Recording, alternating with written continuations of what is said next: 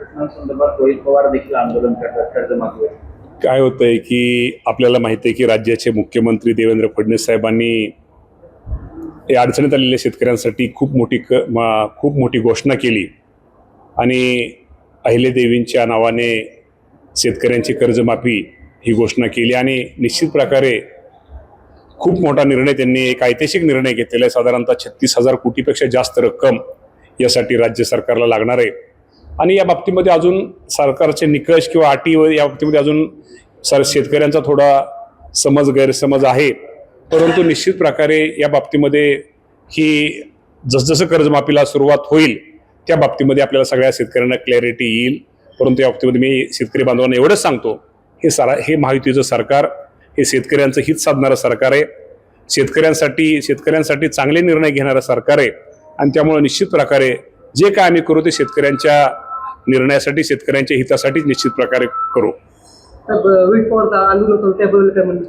मी रोहितदादा पवारांना एवढं आपल्या माध्यमातून आश्वासित करतो की या बाबतीमध्ये शेवटी चर्चा तर आपल्याला केली पाहिजे.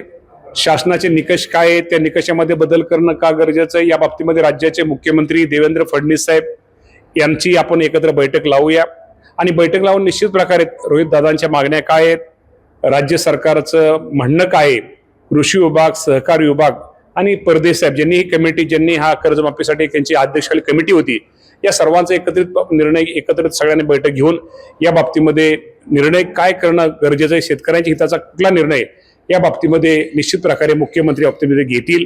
मी आपल्या माध्यमातून रोहितदादा पवारांना मी आश्वासित करतो की या बाबतीत मुख्यमंत्री आपली बैठक एकत्र आम्ही घडवून आणू आणि त्या बाबतीमध्ये शेवटी बैठक तर आणली पाहिजे, चर्चा तर केली पाहिजे, चर्चेतनं मार्ग निघतो आपण म्हणतो त्याप्रमाणे निश्चित प्रकारे त्यातनं मार्ग निघेल.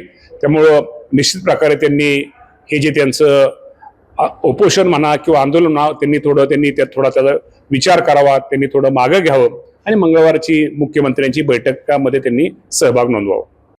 त्यामध्ये तुम्हाला सगळ्याला माहिती आहे की पीक विम्याच्या बाबतीमध्ये मिळालं नाही म्हणण्यापेक्षा आता ते निकषामध्ये जर बसला असेल किंवा पीक जर मंजूर झालं ते मिळालं नसला तर ते नक्की मिळेल.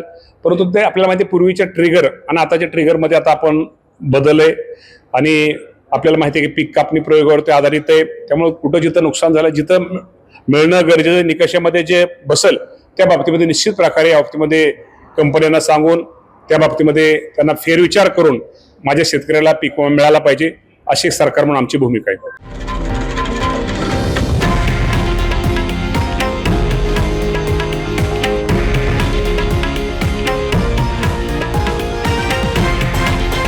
हे आहे देशातील नंबर 1 न्यूज नेटवर्क आणि आपण पाहत आहात TV9 मराठी, एकमेव.